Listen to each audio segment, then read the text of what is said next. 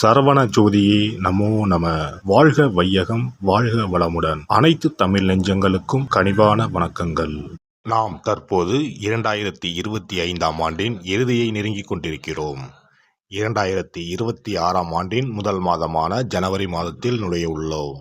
நிகழும் ஸ்ரீ மங்களகரமான விசுவாச ஆண்டு மார்கழி மாதம் 17ஆம் நாள் திரியோதசி திதியில் ரோகிணி நட்சத்திரத்தில் சுபம் நாமயோகத்தில் கௌளவம் கர்ணத்தில் சித்த யோகத்தில் வியாழக்கிழமை அன்று இந்த மகத்தான ஜனவரி மாதம் பிறக்கின்றது. இந்த மாதத்தில் பல கிரகங்கள் தங்களின் நிலைகளை மாற்ற உள்ளன. ஜோதிட சாஸ்திரப்படி ஜனவரி 1, 2026இல் கிரகங்களின் சிறப்பு சேர்க்கையால் உருவாகும் மிகப்பெரிய யோகமான சங்கோண யோகம் ஒரு சில ராசிக்காரர்களுக்கு மங்களகரமானதாகவும் அதிர்ஷ்டமானதாகவும் வாழ்வில் புதிய வெளிச்சம் தருவதாகவும் அமையும். ஜனவரி மாதம் 13ஆம் தேதி செல்வத்தின் அதிபதியான சுக்கிர பகவான் மகர ராசிக்கு செல்ல உள்ளார். ஜனவரி மாதம் 15ஆம் தேதி கிரகங்களின் தலைவனாக கருதப்படும் சூரிய பகவான் மகர ராசிக்குள் நுழைய உள்ளார். ஜனவரி மாதம் 16ஆம் தேதி கிரகங்களின் தளபதியான செவ்வாய் பகவான் மகர ராசியில் சஞ்சரிக்க உள்ளார். இம்மாதம் அதாவது ஜனவரி 17ஆம் தேதி புதன் பகவானும் ஜனவரி 18ஆம் தேதி சந்திர பகவானும் மகர ராசிக்கு செல்ல உள்ளனர். இவ்வாறு ஜனவரி மாதத்தில் கிரகங்கள் தங்களின் ராசியை மாற்றுவதால் அதன் தாக்கம் அனைத்து ராசிக்காரர்களின் வாழ்க்கையிலும் காணப்படும். குறிப்பாக சில ராசிக்காரர்களுக்கு அதிர்ஷ்டம் பிரகாசிக்கப் போகிறது. இதன் விளைவாக தொழில் மற்றும் வணிகத்தில் நல்ல முன்னேற்றம் ஏற்பட போகிறது. அதே சமயம் ஆரோக்கியமும் சிறப்பாக இருக்கப் போகிறது. மேலும் சில ராசிக்காரர்களுக்கு கண்டமும் காத்திருக்கிறது. உயிர் போகும் ஆபத்து கூட வரலாம். எச்சரிக்கையாக இருக்கவும். யமனே எதிரில் வந்தாலும் சிவனின் அருள் இருந்தால் எதிலும் வெற்றி பெறலாம். சிவ வழிபாடு கர்ம வினைகளை அளிக்கும். இந்த கிரகங்களின் பெயர்ச்சியால் இம்மாதம் உங்கள் வாழ்வில் நடக்க இருக்கும் சுப மற்றும் அசுப பலன்கள் என்ன என்பதனையும், அசுப பலன்கள் ஏற்படுமாயின் ராசிக்காரர்கள் செய்ய வேண்டிய பரிகாரம் என்ன, வழிபட வேண்டிய தெய்வம் யார் என்பதனை பற்றியும் விரிவாக காண்போம். பிறக்கப் போகும் இம்மாதத்தில் உங்கள் வாழ்வில் வளமும் நலமும் செல்வ செழிப்பும் பெற்று வாழ்வின் உயரிய நிலையை அடைய எல்லாம் வல்ல எம்பெருமானை வேண்டி விரும்பி கேட்டுக்கொள்கிறேன். எப்போதும் தர்ம சிந்தனையுடன் காணப்படும் துலாம் ராசி அன்பர்களே, நீங்கள் அவசரப்படாமல் நிதானமாக எந்த ஒரு செயலையும் செய்தால் வெற்றி நிச்சயம். இந்த மாதம் எல்லா வகையிலும் நன்மைகள் உண்டாகும். எதிர்ப்புகள் விலகும். பணவரத்து அதிகரிக்கும். நண்பர்களால் உதவிகள் கிடைக்கப் பெறுவீர்கள். தொழில் வியாபாரம் தொடர்பாக சில முக்கிய முடிவுகள் எடுப்பீர்கள். வியாபாரம் தொடர்பான வழக்கு விவகாரங்களை தள்ளி போடுவது நல்லது. எதிர்பார்த்த லாபம் கிடைத்தாலும் பண தேவை ஏற்படும். உத்தியோகத்தில் இருப்பவர்கள் கூடுதலாக பணியாற்ற வேண்டியிருக்கும். மேல் அதிகாரிகள் உங்களுக்கு உறுதுணையாக இருப்பார்கள். குடும்பத்தில் ஏதாவது வீண் விவகாரங்கள் ஏற்பட்டு நீங்கும்.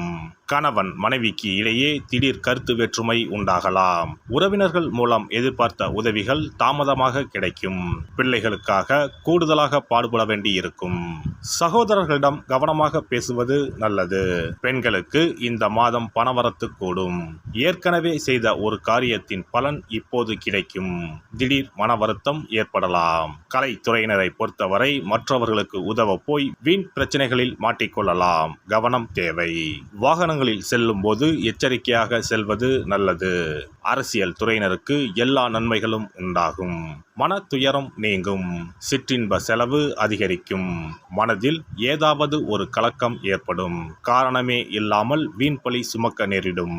ஒதுங்கி சென்றாலும் கூட வலிய வந்து சிலர் சண்டை போடலாம். கவனமாக இருப்பது நல்லது.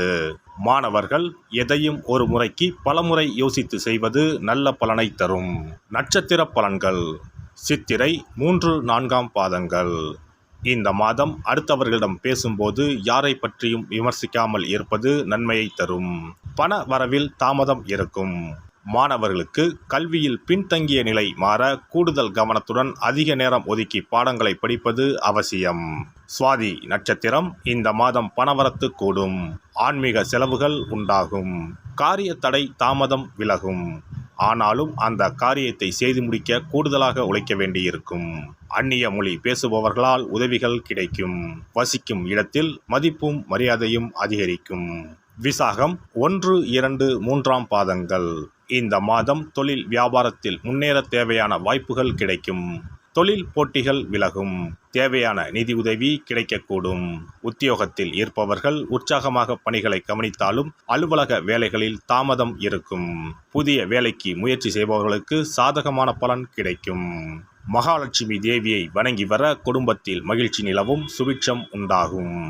சிறப்பு தொகுப்பு.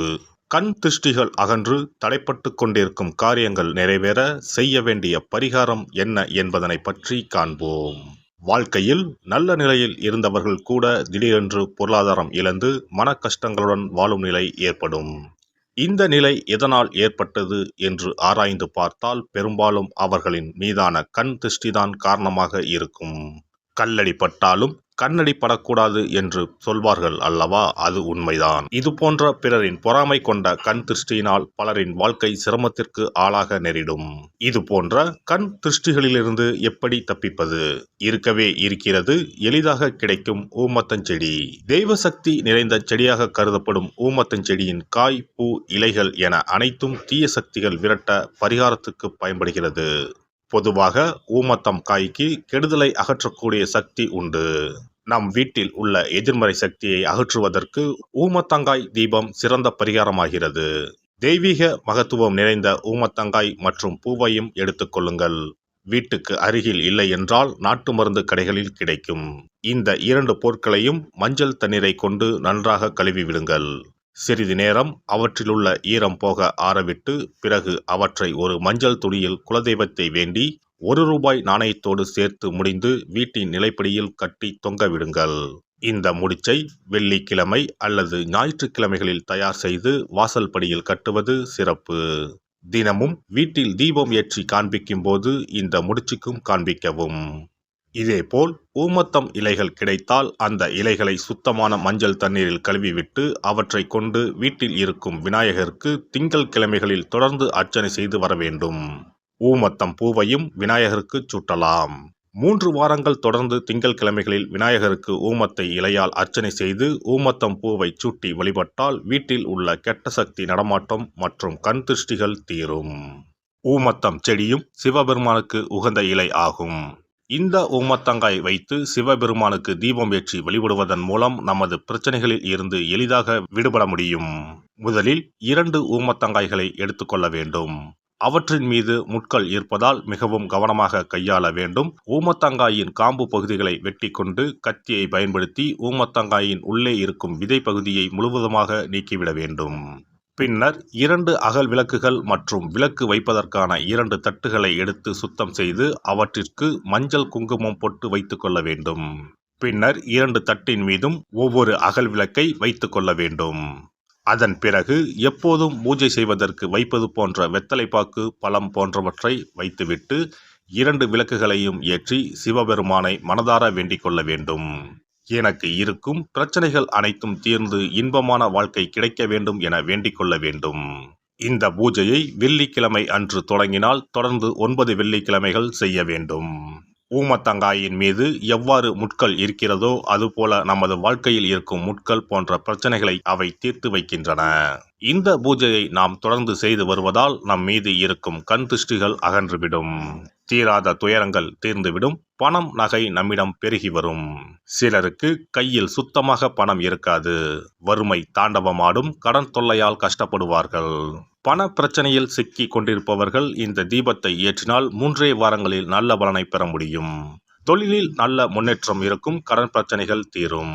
உறவினர்களிடையே பகைமை இருந்தால் அவையும் மறைந்துவிடும்.